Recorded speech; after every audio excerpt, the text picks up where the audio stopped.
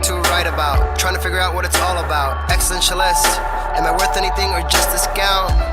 I don't know. I don't know. I don't know. Spending time all alone, sending my songs through the phone, dreaming of a better home, meanwhile focused on trying to hone this craft, witchcraft. The brujas, let this last. I don't know if the earth is painted.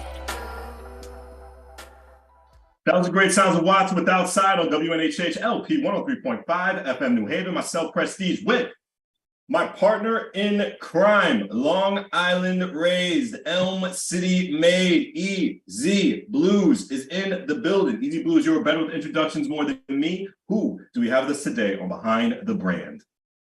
Ladies and gentlemen, there is an ancient proverb that states everybody wants the jambalaya, but no one wants to see how the sausage is made. And that is so supercalifragilistic because you really have to think about it. What makes this city run? What makes anything run? Money, okay?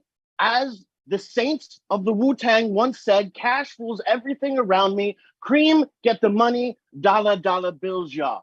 And today, we are going to talk to the head of one of the most frequent revenue streams for our city, our fair Elm City. We are talking with the head of the parking authority, the man who says that spot needs a meter and when that meter should happen and why. I want you to put your hands together, not if you're driving. If you're driving, put your hands at 10 and 2. And if you're pulling over to park, make sure you put the money in the meter. But he's coming for you. So put your hands together to the head of New Haven Parking Authority, the incredible, the amazing Doug Hausladen. Thank you so much, EZ BlueZ. I appreciate the warm introduction, and to you as well, Prestige. Thanks for the introductions and for having me. Oh, definitely, man. Heard amazing things about you. Heard you do a lot of stuff for the city. But first question, and I know EZ BlueZ has like 10 million ideas inside of his head. Did you find New Haven, or you were always here? What happened? Let us know your backstory. Go right ahead. Sure. And you know, what a great story. One of those things where I did not have a choice in where I was born, of course, but I had the privilege of being born just outside of Cincinnati, Ohio, in northern Kentucky, a little town called Edgewood, and followed here to Connecticut in 2000, in the fall of 2000. Just coming up on 23 years here in the Elm City. Came for college, stayed because I love New Haven, and briefly lived in Florida to start right out of college to start a company that I had founded, and I came back as soon as I possibly could. As soon as I was offered a job in the Elm City, I came back as soon as I could. So not a New Haven born man, but been here now 23 years, over half my life, and longer than anywhere else I've lived. That's amazing. Now, what company did you start in Florida? I never heard about that. So a long time ago, I used to help a friend of mine when I was in college run his business in what's now in West Haven called Universal Hotel Liquidators. I actually franchised his business effectively and started my own chapter of that business down in Florida. I had liquidated hotels that were being renovated or sold off and changing out all of their FF&E, we called it furniture, fixture, equipment. So back in 2004, did my first job in Puerto Rico, lived in Old San Juan for a while. And then my first real location on site was in Daytona Beach, and then opened a headquarters in Clearwater, Florida, and bought a house eventually in St. Petersburg, Florida. So it was, if I'm trying to, in hindsight, 20 years later, talk about it, I'll call it like a waste stream diversion company, like a recycling company, a way to get tons and tons of furniture out of the waste stream. It was also a great way to be a middleman and find a niche in a product that was good quality used furniture if you don't have a lot of money. So I can actually tell you that I've sold over 10,000 used mattresses in my life. That's a real fact. So, in addition to parking, I'm also a former used mattress salesman. So we all got to start somewhere, man. And we're not going to knock you for that. Easy. I see your finger up. Please tell me what you have to say. Well, see, now I have so many more questions now than I had before. But, It'll just keep unraveling the uh, questions. yeah, this is great. But now I have to push for the question. You grew up in Edgewood. Is that why the parking is so low around Edgewood Park? Is because it's paying tribute to where you grew up, sir? Yeah, so my hometown was cow pastures up and outhouses up until the 1980s or 1970s. So it's a little bit different than the 400-year history here in New Haven and in Edgewood. Something about the history here is what really draws people, myself, to the city, the Elm City. Both the new age, the old age. We've got so much history here from, for the last 15,000 years, people have been inhabiting this area.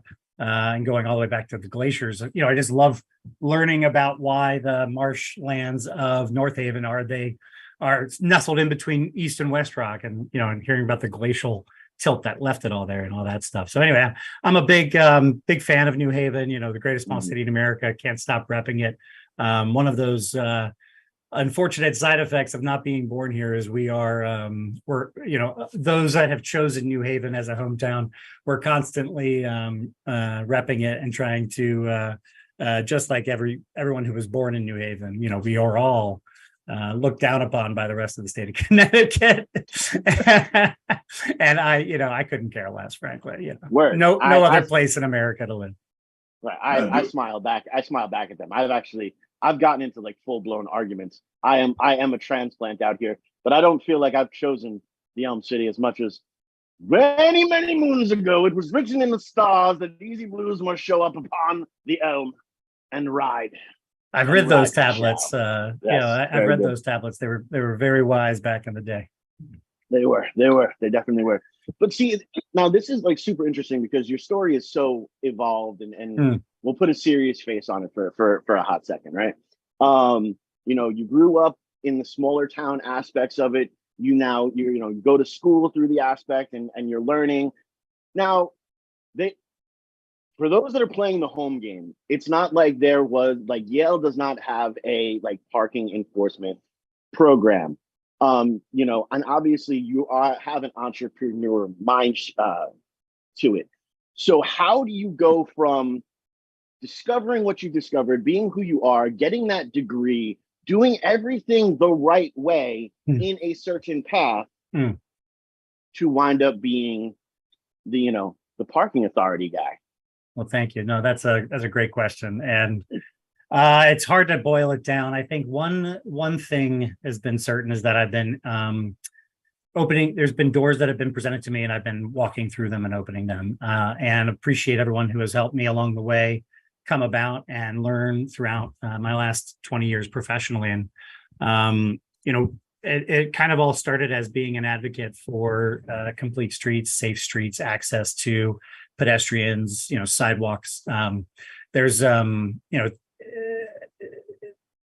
when I was 5 years old in Edgewood, Kentucky, there were no sidewalks on Dudley Turnpike, and Dudley Road, Dudley Turnpike was the major street, is the only street in town. It was the street that divided the whole thing. It was the street that ran the length of the town. My mom and I went door to door, not my idea, obviously, but my mother's idea. And so we went door to door, petition, and got sidewalks put on Dudley Turnpike because it used to be a union. Allegedly, it was a union supply road back in the day. And so it still had some federal designation where it could receive federal funding for these sidewalks.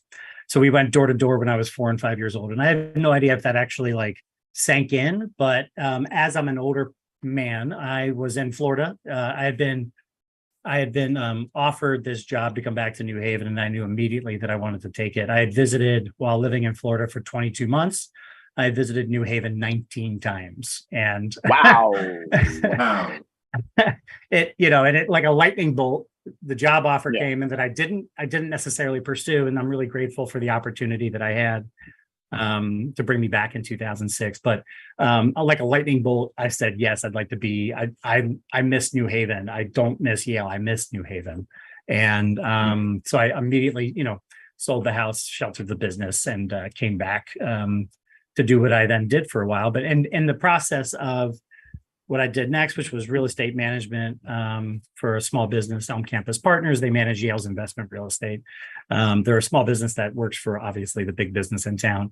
And this is the off-campus stuff. And so through that process of working in the commercial real estate division and renting out properties and answering a lot of questions, I became more and more involved in our local downtown community through the Downtown Worcester Square Community Management Team. And there were a couple of events that sort of like a lightning rod sort of again triggered me to like sort of act in a certain way. And one of those was Mila Rainoff's death in 2008. She was a pedestrian crossing the street, York Street and South Frontage. We'll talk about red light cameras eventually, maybe today. And 15 years later, we've finally been approved for red light cameras. And there was another death that was tragic that kind of electrified me as well. Gabrielle Lee, an 11-year-old young girl who was over in the Westville section of Upper Westville section of Whaley Avenue, and was killed by a red light runner when she was crossing the street going back and forth between her house and the laundromat. And those two events really triggered, kind of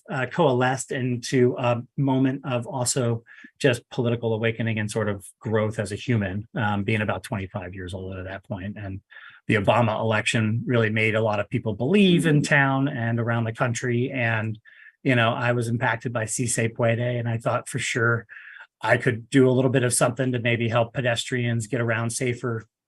I walked to work at the time. I was blessed to live very close to work and choose to live in and around downtown for the last 23 years, basically, except for some stint in City Point.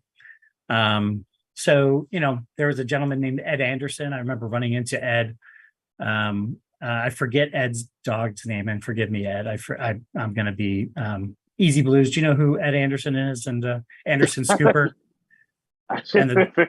No. Okay. So anyway, I remember running into him on Crown Street, and I was like, Mila Rainoff had just been killed by a car, and I was like, this is so intense. Like, it's 2 blocks to work. She's just walking home, and I live 2 blocks where it could have been me. And he's like, well, get involved. Here's how you get involved. Go to the management teams and get involved. And then I remember going to the management team and sort of getting involved and going to a few meetings, and I'd ask them questions about traffic safety, and they were like, well, why don't you run the public safety subcommittee of the management team?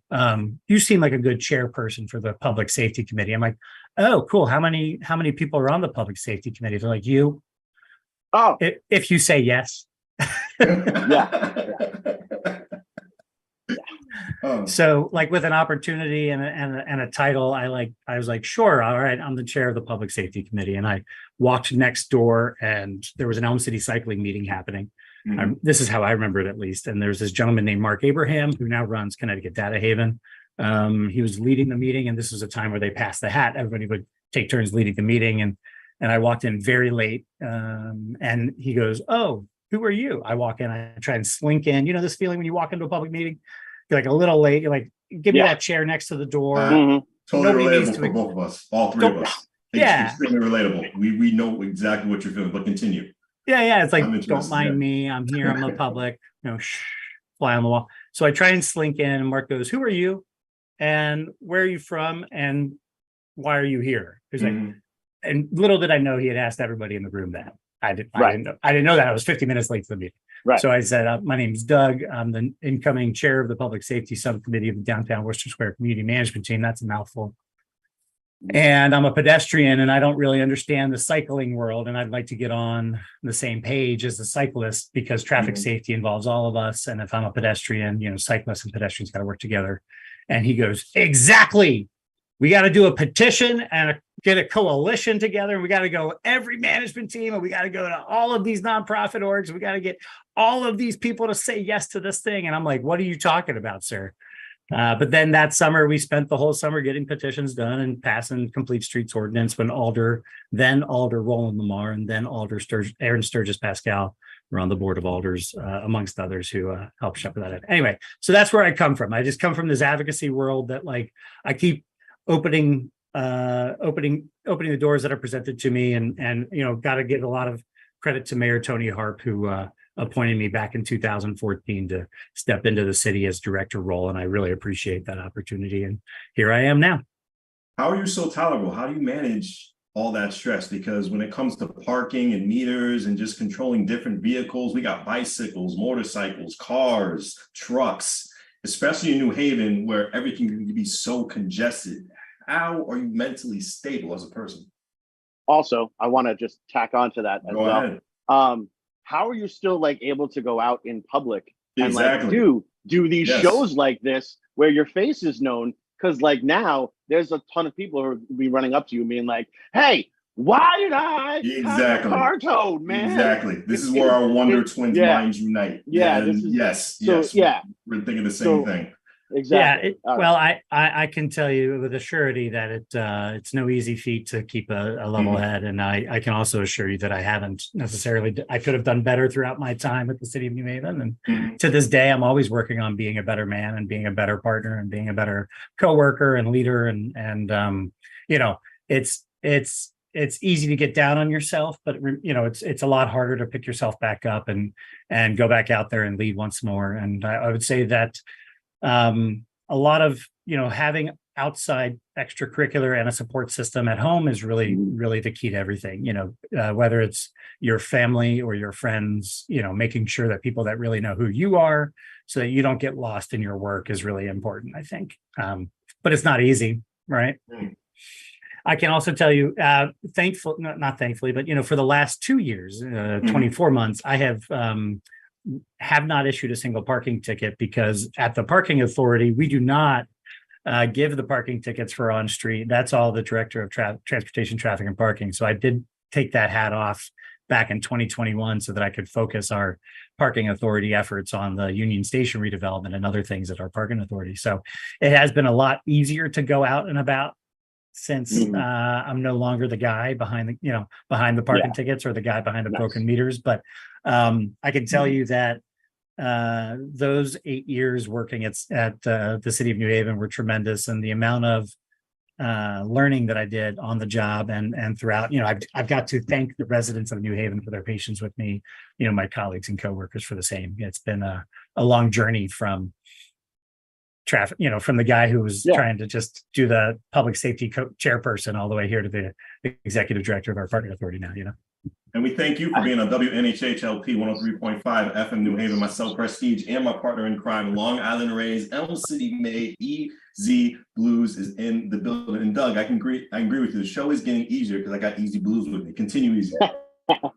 Well, no, it's super interesting, and I really love the fact that, you know, you're doing the name drops and stuff, and I love how you checked in with me to see like if I know the person, because I actually go really far and beyond to not know those people and be put in those situations, because I would be put on councils and stuff, and then I can't be 100% myself. Everybody wants an Easy BlueZ to show up at one of these meetings until Easy BlueZ shows up at one of these meetings. I'm probably going to be 50 minutes late. That's why Prestige and I work out so well, because he can sneak in the side and no one knows he's late, because I'm kicking the door in and singing show tunes while I'm walking in.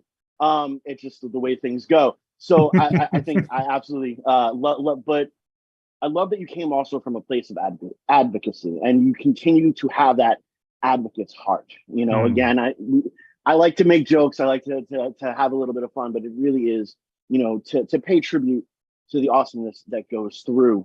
You know, it takes a lot to run this city. A lot of people will think it's, you know, point A or point B or some certain person that can do this, when it's not. It's a whole lot of helping hands. You know, they say it takes a village to raise a child. Well, it takes several villages to run a city. And, you know, all the working parts have to work together. How are you with that networking aspect of it? You know, obviously you networked your way into this position, but you're still using those skills. That's what I want the listener to take home is, you know, how important it is to continue to network, to continue to grow, and how really at the course end of business period, it's those relationships that we build that can bring us forward. And I think you have a great story for that. So the floor is yours. Oh yeah, no, most definitely. That's a great question. And I think my best advice to people is you got to network to get work. I don't know if you know that expression. I can't remember what movie it's from, but you got to network to get work. And it's knowing about the opportunity is 90% of the challenge. Selling yourself is hard, but it's only 10%. It's like once you know that it's there, either your heart is in it and it's going to take 5 seconds to fill out that application, write that cover letter, because the words flow from your fingertips. But you got to network to get work and know about the opportunities that are out there. The other thing you got to do is constantly be, and I don't want to sound like you got to keep improving yourself, because you are good enough however you are, but on the job training is a rarity and something that we should all take advantage of. Ask your employer if they have it. What I've been able to I recently was certified as a certified administrator of public parking. It's a CAP designation. In the parking world, it matters to people, and to me, it matters a lot as well. Just to have a little bit of history. I've given out 1 million parking tickets, and that's got to mean something as a job skill. And finally, I've been recognized as a CAP, and that was all thanks to the New Haven Parking Authority and the City of New Haven sending me to trainings and taking classes online and things like that. I think for me, when I applied for the job at transportation at the City of New Haven, the day that I had read that my predecessor, Jim Travers, had resigned, had opted to take a new role at the United Way, then everything like a switch happened for me. I was able to write my cover letter. I had 3 rounds of interviews. I remember the last one being a 2-hour one with former Chief of Staff Tomas Reyes. And I really appreciated Mayor Harp giving me the opportunity. We went on I remember vividly going on a tour of downtown together to talk about each other's visions. And she has an urban planning background. I have a molecular biochemistry and biophysics background. Not really right. Not really one that applies, but I've been self-taught in this way of urban stuff, urban living, urbanity, and things like that. So, networking to get work, that's important, but you also got to take advantage of training and put your name in there. It's really important to get out there. And, there's a really bad movie that was Ryan Reynolds movie from back in the day. And he had this really terrible quote about, it's not like a sport, it's like sport fishing, where you have to catch a marlin. You can't just walk out there and catch a marlin. You have to train on bass over and over and over. And so sometimes a lot of job interviews and job applications are bass fishing, and you're just you're working up for the opportunity to have that marlin. And when that marlin comes along, you better be ready. Van Wilder. I want to say Van Wilder's from that movie, but I don't want to. No, what movie was that? I want to say Van Ryan Reynolds movie? I think it might be Van Wilder. Yeah, I think it is, because you always have these. Buying the cow. It was Buying the Cow. Buying the Cow. Gotcha. Buying the Cow. I will see that. That was young Ryan Reynolds. Those are way. Anyway, go ahead, because I can nerd about. I can't believe that Buying the Cow Ryan Reynolds was just referenced. That was my fault. My fault. No, it's okay. But you got to be ready for the marlin when it comes around. So you got to do a lot of bass fishing to practice. Well, no, see, I think this is super, super interesting, because we'll talk about the elephant in the room just for a hot second, because. Gentlemen like yourself and myself, it might be a little bit easier to do that person-to-person networking aspect, just because there are more doors that are available for us. But it's also a matter of, I love how you say you have to put yourself out there. You have to continue to put yourself out there. You have to continue to grow. For the millennials out there that are trying to figure out how to do this, you got to treat it like Pokemon Go. You don't just get the Pokemon, then you got to train the Pokemon so the Pokemon can evolve. You are the Pokemon. Evolve. But I feel like Pokemon is just this one slice of how to network. You have to also play Smash Brothers, and you also have to play all of these things. So you got to be on the LinkedIn's, you got to be on the Chamber of Commerce, you got to be on the networking, just the random networking at late nights, the business after darks and things like that. And if you put too many eggs in one basket, it's always, not that you were saying so with Pokemon Go, but metaphor. No, definitely. If you're only on LinkedIn or only here or only on Indeed, you're only going to see so much. And you got to, tell your family members you're looking for a job. Tell your friends you're looking for a job. The strongest reference are people that trust you and love you.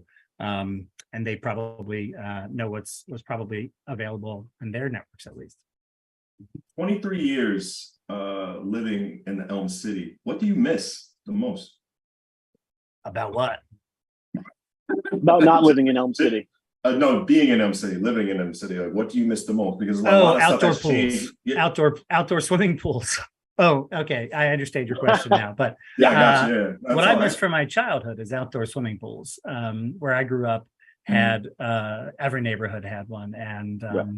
it was just standard fare to walk your bike or bike and walk over to the swimming pool and hang out all day as an idiot. Those for children, not for grown adults. But I understand. and I found a lot of community, and I have a lot of memories that are very positive from certain establishments that are no longer here. Particularly, I'm going to throw a big reference to Richter's. Victor's, I'm a friend. I haven't seen him in a number of years, but I used to be or am a friend of Richter Elser, someone I care about deeply. And his Richter's eventually was owned by Dieter and the whole crowd. And I love what Ordinary's done. I still miss my half yards and those moments. C.O. Jones was a big favorite of mine, restaurant wise, back on State Street. And, I can keep rattling off Yankee Doodle and things like that. Yankee Doodle, yes. For the first so many years. No, it's good. Yeah. I miss their bacon wrapped hot dogs. I mean, nothing cures a night out like a bacon wrapped hot dog. I just have been here for a long time, and business is not easy. I'll tell you that. I've tried. I had my own in Florida, and I can't imagine what it would be like to have a food service industry in business, and that just sounds really complicated. So throughout the years, Cafe Adulis comes to mind, Hot Tomatoes comes to mind, but I used to have a lot of stomping grounds. But then again, some businesses are here still. Claire's Cornucopia never left. 116 Crown has celebrated 15 years, and I remember them opening in 08, and really appreciate their support throughout the years. So, I don't know, any big ones that I missed that changing. I was gonna say Cutler's. Phil Cutler. My childhood, I miss Cutler's. Walking into like the old video game, old Pac-Man thing was there. I missed the cat. The cat. Around. I miss Phil. Yes. I just miss Phil. Phil was a great guy and taught me a lot. The whole staff was great. So that's just a gem for me. But I had the privilege of working with Phil in the final 5 years of its existence of Cutler's on Broadway. And I know properties gets a bad rap, but when a great tenant is around, they do work pretty hard at the time. With Phil, they downsized him this side, they switched him to that side. They did whatever they could to work with him to stretch it as long as they can. But of course, the record industry at the time was just not gonna. The CDs were just not going to happen. Yeah. So, but I miss Phil, and he's out in Brantford. I see him every once in a while. He's a great tennis player. He's so damn tall. That frickin' serve. I don't want to see what happens to it. Probably just bounces over my head.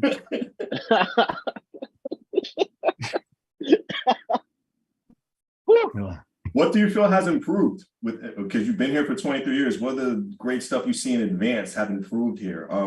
Besides the parking in New Haven. Yeah, besides the parking, you gas yourself up, you're like, I believe the parking's amazing now. Okay. Yes, no.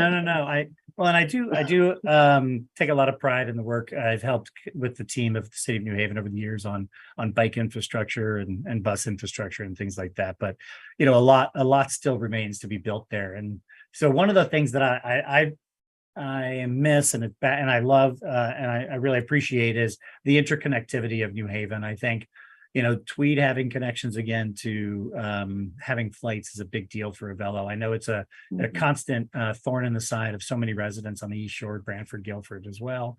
I don't envy what they're going through. I did move here in 2000, and I did used to take Comair direct from Cincinnati, actually, occasionally, and that was a flight, we used to have United to Chicago in the 90s. We had I think even more employments than we have now. And I'm excited because, to grow the region, we need to get, for me personally, I've experienced this and worked a number of times. I don't know if you guys experienced this, like getting home to New Haven is really hard. It is very interconnected, but it takes that extra connection and the interconnectedness. And so having direct flights to Chicago has been a game changer for my life. Visiting my family in Sarasota has been a game changer in Fort Lauderdale. So when I moved here, there was Comair direct service, plus you had United, all these other things in the late 90s, early aughts. And then we went down just to US Air, and US Air got bought by American. And then we just had 4 flights a day, and then it was 3 flights a day, and then it was 2 flights a day, everything to Philadelphia. And I had like a rule in my family, which was my partner and I would always have this rule, which is like, you're not allowed to take the last flight home from Philadelphia. You're not allowed to schedule it.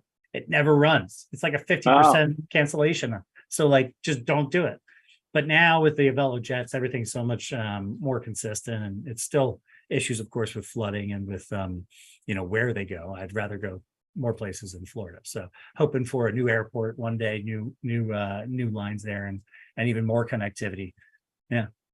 Well, see, this is interesting because it's such a amazing kind of topic that we can kind of jump into, and we sit a little bit on both sides of this topic because we totally understand that development is important. These new jobs are going to be important. They are investing in the area and different things like that. But we are losing things as well. For some people like that live in those areas, they're losing some quality airspace, or Sure. they're kept up. I mean, you Definitely. moved in across from an airport 35 years ago, homie. Like, you thought it was going to get better. You know what I mean? But it's whatever. You made your choices. Yeah. You're entitled to feel how you feel. I can't tell another person that their feelings are invalid. That is not for me. But me personally, like, I just took a huge, and us as a city took a huge hit in the heart because of development. Because of development, and because people trying to move forward, the only multicultural venue we really had closed. There's a lot of people that are hurting right now. Which one are we thinking about? State House? State House, my home, sir. Yeah. We call it home. All right. It's not talking bad about the State House. I'll cry.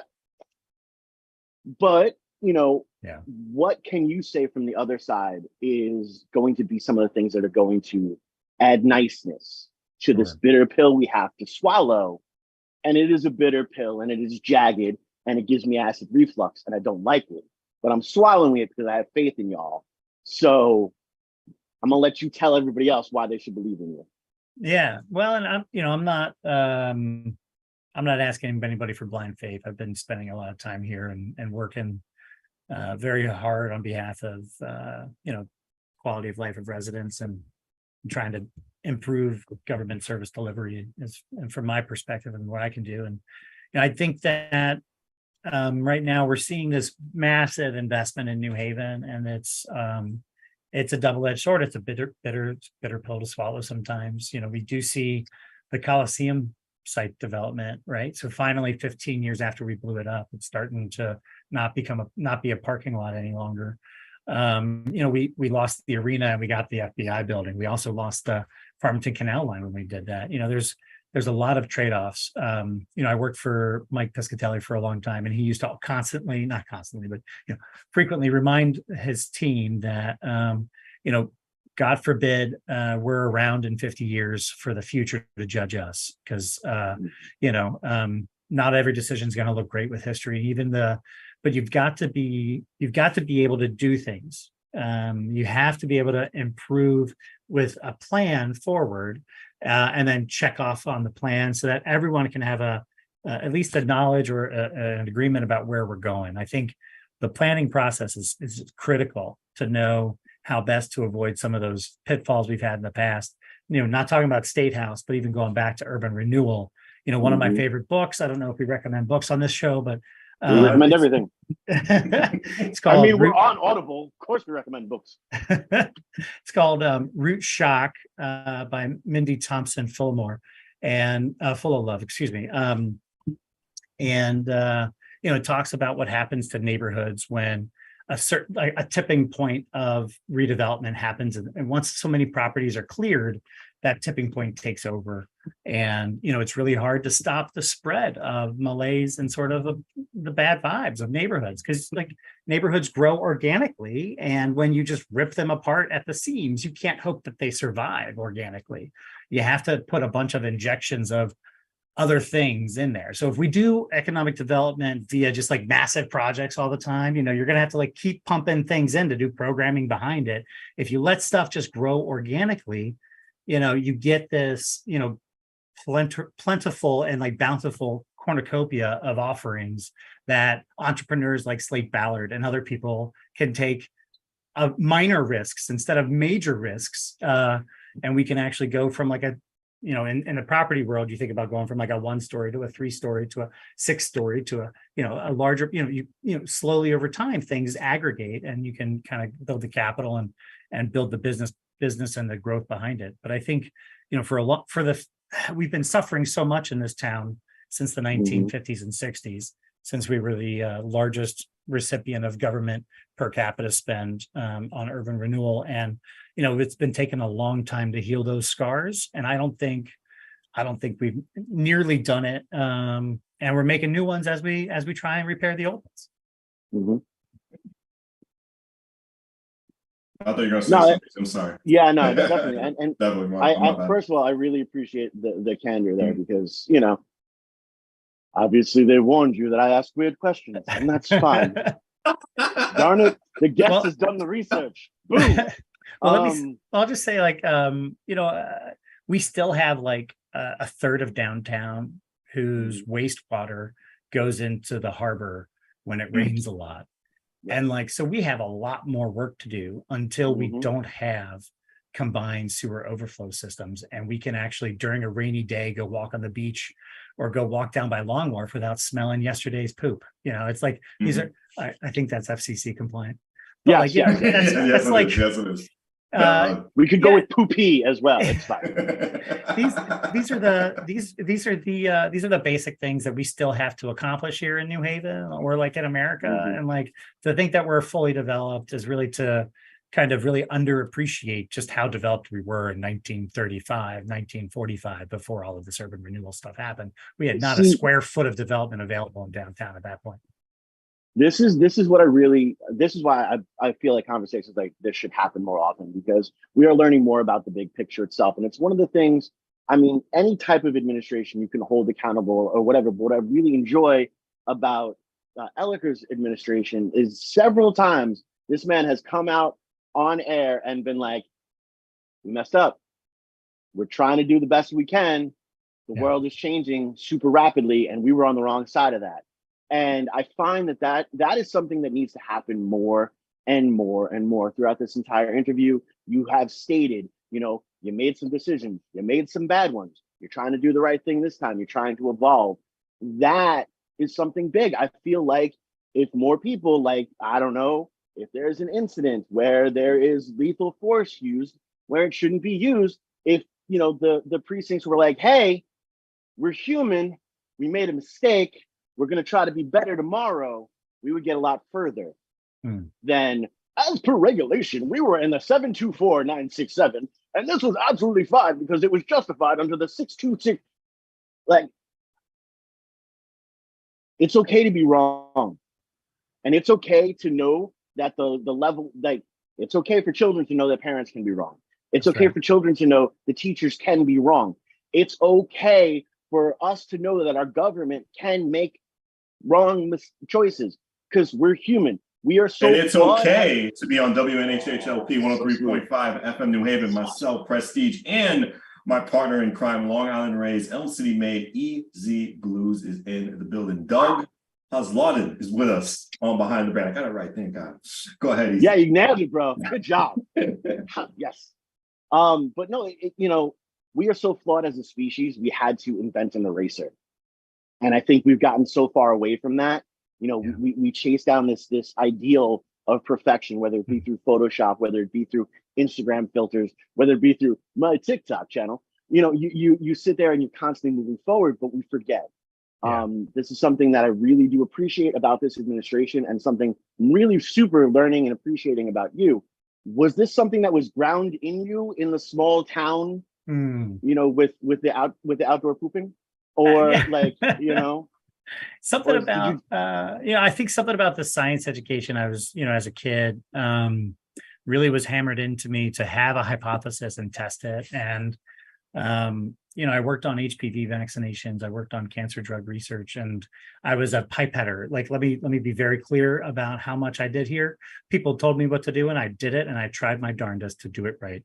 But we were, I worked for 3 years to maybe find out that conduct disorder may be on the 17th chromosome, maybe. And further studies will narrow that down and build on the work. So I think something about the scientific method really does help me at least get over my fear of being wrong. And I think, Mhm. I think the fear of being wrong is a good one. It's one of those, ingrained fears that we have as humans to survive. And if we accidentally step over this cliff, if we're wrong, we're going to die off that cliff. So there are certain decisions when wrong are big decisions that end our lives. And I do think that our fight or flight mentality, those reactions come out during our wrongness. And I think it's really important for leaders to really step up and embrace the fact that we all make mistakes. We're all human. We're all fallible. Just because I'm a boss doesn't mean that I'm not wrong from time to time. Absolutely. And the goal being asking a lot of questions up ahead of being ahead of the decision, having the right inputs, making sure you hear. Remember that movie Minority Report. Making sure you hear those minority reports, the people that are against the idea. Making sure you have the atmosphere at work to actually pose bad ideas, to pose good ideas and have them flourish, and to have bad ideas sink after being welcomed. And all of this is really hard, but to your point, Easy Blues, we're evolving as a species. We're not far from caves. In fact, people were living in caves in the 1950s in southern Italy, and people had to tell them not to because we have other places to live. But we're not that far removed from cavemen, cavewomen days, and to think that we are is one of those great the Achilles heel, or one of those great oxymorons of the human condition, to think that we're so amazing because we've been to the moon, but we can't take care of our poor and helpless. Yeah. Right. So we got a lot of work to do as a species. No, and I think that's absolutely incredible, and I love the fact that we got a government official to kind of admit that. Let's be real. Let's just say this might be some of the best moments in radio of all time. The Pulitzer Prize goes to Prestige because I forgot to show up. I'll show up about 50 minutes later. And slink in and not be recognized. Yeah, no, the chair shall not recognize. I'm kicking the door in. I'm singing Feliz Navidad in the middle of July because I can. Yeah. No, but it's so super, super important. And government actually does work its best when you have two points of view being able to have a civil debate and finding out what's going to be the best medium ground. Yeah. We are so polarized right now as a mass media world and really nation that almost seems impossible. How are you guys able to, because you're dealing with people who don't necessarily believe what you believe. I've had conversations with people who have run that don't believe in truth or words. How are you able to maintain it and kind of bridge that gap? How are you able to give that olive branch? Because some of them I don't even necessarily want to talk to because I don't know if they can speak, I don't know, words. I'll tell you that running the New Haven Parking Authority has been a true joy in my career. The team we have is phenomenal. We have, typically we have over 60, up to upwards of 70% of the people working for us that are New Haven residents. And we got a lot of longtime residents, a lot of longtime employees. Just had a retirement party for someone celebrating 45 years with the firm. Wow. Just wow. And, it's amazing to join that team full time and for the last 2 years and for my foreseeable future. It's part of the joy about being a public authority is, we are empowered by the people, and our board of directors, our board of commissioners, if 5 deep, great residents in New Haven, they have to be residents. They have to be citizens, they have to be voting electors, they call them. We answer to our commissioners, and our commissioners represent a lot of slices of New Haven. And so it's really grounding to be accessible, to be, people can find us. People it's not as bad as it once was, but people do come up to me on the sidewalk and in the shopping center at the restaurant, and they say, "Hey, what's up with this?" You can reach out and touch your parking authority, and I mean that in a non-literal way. Please do not touch anybody at the New Haven Parking Authority. No, and also we will not touch you. It is one of our key business agreements with our customers. But but reaching out and touching people is very important. So customer feedback, taking in honest feedback from our partners, our customers, our employees, and formulating that into better policy, better outcomes is what it's all about. I think, one of my great joys in civic life, at the civic slice of my life, would be joining boards and commissions and serving on nonprofit boards. And if you're not familiar with what I'm talking about, you can fill out a form on the mayor's office and you can apply to be on the board of commission, maybe the Parks Commission or the Elderly Services Commission or this commission or that commission. And you can have a hand in reviewing and working on better engagement, plus filtering information up to the people that work at City Hall. And that's really what a board and commission led government is all about. We're a strong mayor. We're a strong board, strong mayor. We're strong everything. It's really hard to tell the type of government we have. But like our boards and commissions are there. Some of them actually hire people like the health department or LCI or the library or the parking authority board or the housing authority board or the sewer authority board or the water authority. All of these things are quasi-public agencies or public boards and commissions that need humans that care. And there, one of the challenges of living in Connecticut is that we have 169 towns and communities, and I call it the 169 problem. People think of that as a benefit. I think of it as both. It's a double-edged sword. It's a bitter pill to swallow, because all of our government styles are so New England based, which requires and then also has no county system. We end up requiring, we have 169 communities. We must have 500 volunteers per community. So we must be requiring, just for government to open its doors, for the boards and commissions, all of these things to be properly noticed and voted on, and all of these things, we must be asking 60,000 people to participate in local government, and as a requirement of just having 169 communities. So part of that is hard, to get 60,000 people with enough spare time to have a solid enough job where they can be out by 5 p.m. To have a 9 to 5 in the first place. And so, you're cutting down on the number of people that can participate. Not a single service, food service worker could probably participate in anything that has an evening meeting because it's right during the dinner hour. You can't. So all of this stuff is not necessarily structured for maximum input.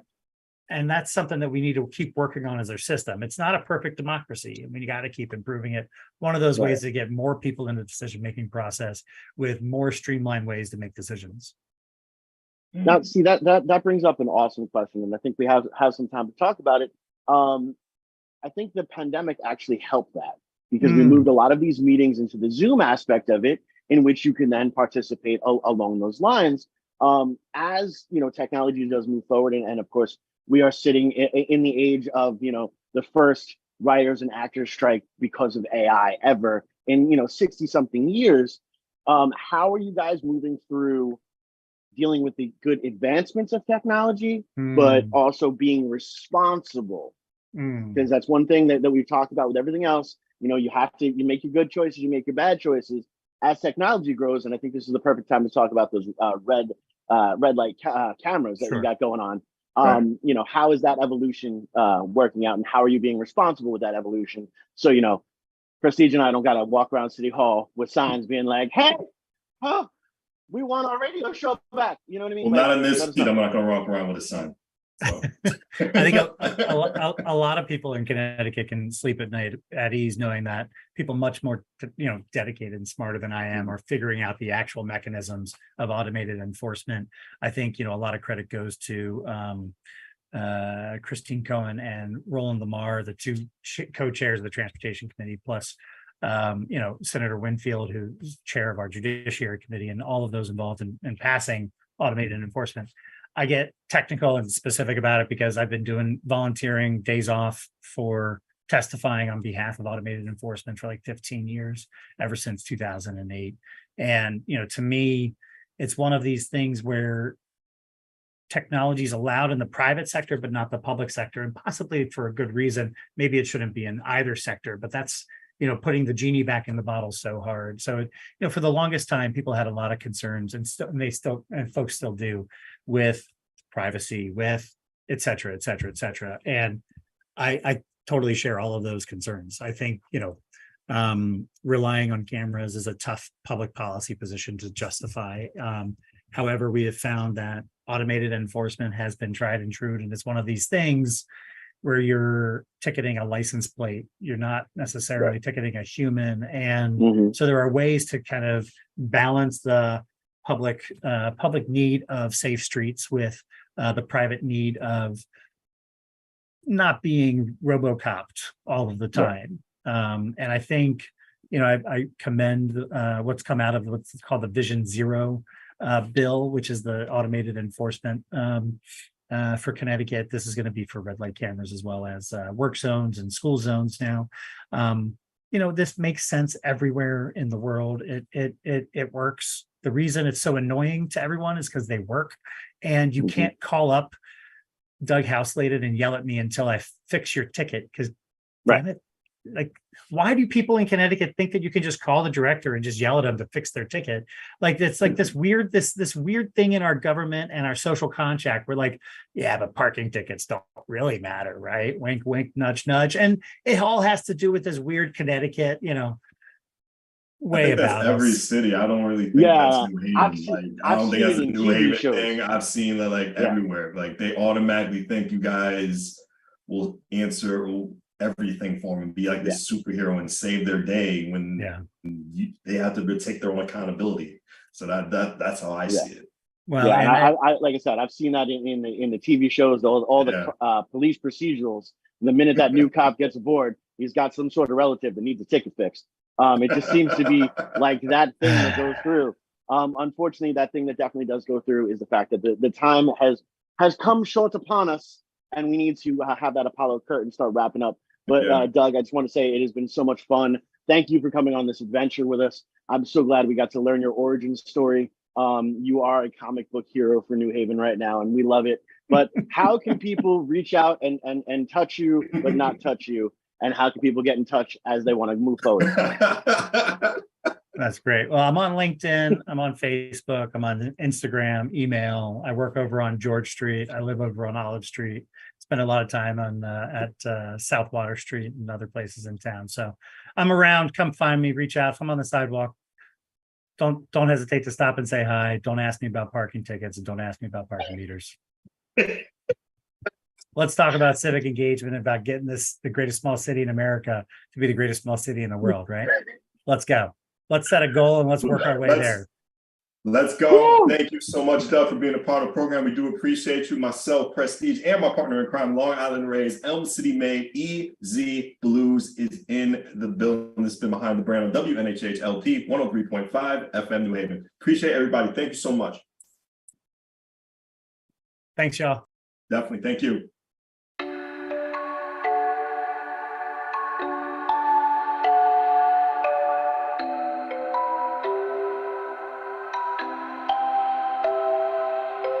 Wondering what to write about, trying to figure out what it's all about. Existentialist, am I worth anything or just a scout? I don't know. I don't know. I don't know. Spending time all alone, sending my songs to the phone, dreaming of a better home, while focused on trying to hone this craft, witchcraft. I hope the brujas let this last. I don't know.